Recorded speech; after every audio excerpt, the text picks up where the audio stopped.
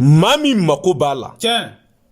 ka nafolo sɔrɔ karabali yɛrɛ la ni ala ka kuranɛ jeli nɔgɔ tɛ min na konsigasi t'a la i b'i fɛ ala k'i sɔn nafolo la k'i fara nafolotigiw kan sura kelen b'a kɛ kuranɛ kɔnɔ u b'a fɔ a ma ko iza wakati ni garibukɛ y'a d'i ma fɔ kabakolo la danfɛn t'a sɔsɔ a ye diɲɛ mori bɛɛ fara ɲɔgɔn kan ko iza wakati bi mun kɛ alimamu b'a f'i ye ko kuranɛ yɛrɛ nafolo so dɔ ye iza wakati i mako b'i nafolo de la kuranɛ kɔnɔ iza wakati don n'i y'ale sɔrɔ ka b'a banna cɛ o cɛ ye iza wakati dɔn alimami fantanya ti su kelen su u ka da la bilahi o de la ne bi mɔgɔw wele ka na a ye na iza wakati baara kɛ a ka bɔ gɛlɛya kɔnɔ alimami fantanya kɛlɛ sa ala yɛrɛ de ko i k'a wele mun ne la i ti ala wele ka tɔɔrɔw la n'i dekunna n'i tɔɔrɔ la ala ko i k'ale ka bulonna kɔngɔ a pɛrɛnnen don a bi jaabi ne ye ala wele cogo min ye n'a bi adamaden bɔ fantanya kɔnɔ ka nafolo d'i ma karabali la ala ka kuranɛ jɛlen kɔnɔ o de ye iza wakati taa kana ti min na min ye kun faya kunu ye iza wakati don a y'a dɔnbagaw ɲininka fana ko jere bi ba kɔ ne kelen ma kala wa n kelen di kuranɛ dɔn n kelen yɛrɛ tɛ iza wakati dɔn ni ne y'a d'i ma kan k'o ma tɛ nɔrɔ dɔnkili la ten dɛ n ye fɛn dɔ de y'a la bilahi o tuma i b'i fɛ ka iza wakati baara kɛ alimami ka nafolo sɔrɔ direct teliya la ale nafolo baara a saraka ye sɛ jɛma den 3 de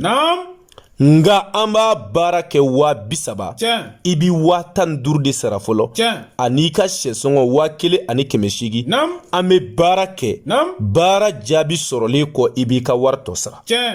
iza wakati baara bɛ kɛ konate fɛ nin cogoya la i y'a faamuya anw ti mori ye mori min b'i ka wari minɛ k'a dun su ni tile a bi saraka lankolonw f'i ye nani saga ye dɛ nani misi ye dɛ o si ma se k'a ɲɛ ɲaamɛ wari ci f'e ka taa boloba pewu morikɛ bi sɔrɔ k'i to yen anw t'o mori ye dɛ ni ne ko i ma nani sɛ jɛma den 3 ye an bɛ iza wakati baara kɛ i bi nafolo sɔrɔ alimami garibukɛ mako tɛ foyi la n'o tɛ bilen n'o baara kɛla bilahi i b'a jɔyɔrɔ ye misi tɛ bɔ ɲaamɛ tɛ bɔ ne ye min f'i ye anw b'o de kan wa kumakan ti yɛlɛma yala mɔgɔ ye fɛn min dɔn ka nɔgɔ i ma ne ye iza wakati kalan k'a ɲɛɲini k'a ɲɛdɔn k'a kɔnɔnaw cogoba kosɛbɛ ka sigi a kan ka tila ka mɔgɔw wele ka na a ye na maa dɛmɛ k'a ka gɛlɛyaw ban wasoba tɛ o finiba do tɛ etaziba yira tɛ mobiliba yira tɛ ala y'o caman di garibukɛ ma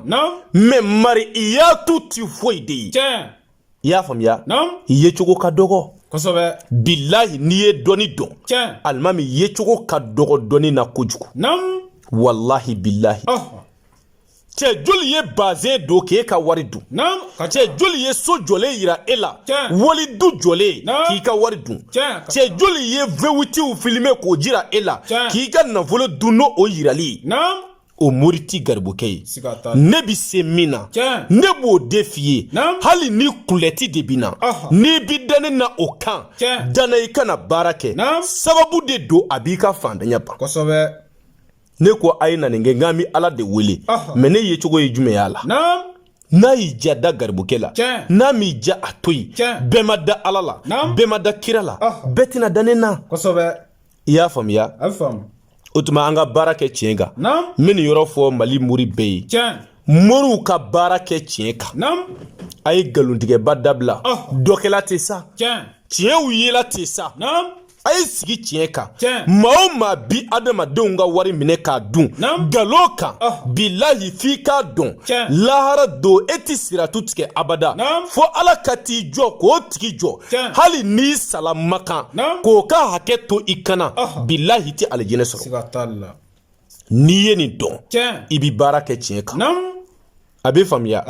o tuma ne t'i nɛgɛ ne t'i jafa ne yɛrɛ m'a ɲini ka danna yɛrɛ mais ne b'a fɔ gɛlɛya bi minnu na fantanya bi minnu na dekun bi minnu na denbayatigi dɛsɛbaatɔw aw b'i fɛ baara de ka kɛ aw ye Ala ka kuranɛ kɔnɔ a ka nafolo sɔrɔ tiɲɛ yɛrɛ yɛrɛ la k'a sɔrɔ a ma baara jugu kɛ a ye na Iza Wakati baara kɛ 30 don nka i bɛ 15 sara fɔlɔ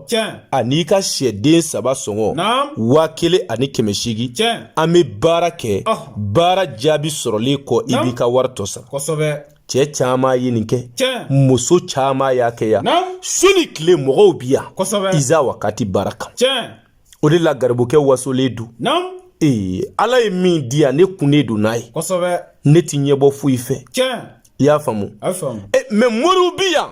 n'i y'u wele kunkolodimi b'u na u b'a fɔ fura b'u bolo n'i ko i kɔnɔ bolilen don k'o fura b'u bolo n'i ko fantanya b'i la k'o fura b'u bolo n'i ko i ma den sɔrɔ c'est à dire diɲɛ fɛn bɛɛ bi olu bolo wari ka k'i kun dɔrɔn mais a dun si t'i ɲɛ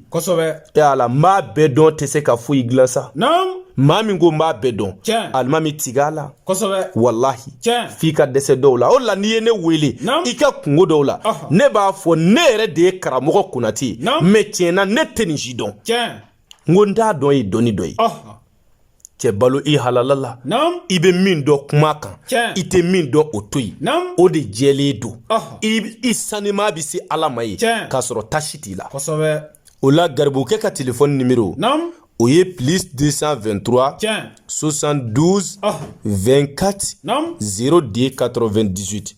alimami n'i ye n wele nin numéro in na ni Ala sɔnna i ni garibukɛ bɛ ɲɔgɔn sɔrɔ weleli kɛ dɔrɔn i mako bɛ Iza Wakati baara la an b'a baara kɛ i b'a jɔyɔrɔ ye taa kana t'a la i y'a faamuya n ka numéro kelen don +223 72 24 02 98 o la n bɛ dugawu kɛ lamɛnbaaw ye ka dugawu ɲini u fɛ ka ɲini Ala fɛ Ala k'an bɛn sababa ma Ala k'an sagow k'an ye Ala ka laɲiniw sabati Ala ka hamiw dilan Ala k'o kɛ Alaya bonya kama kira kanu kosɔn sɔli ala rasul wa assalamu alaikum wa rahmatullahi wa barakatuhu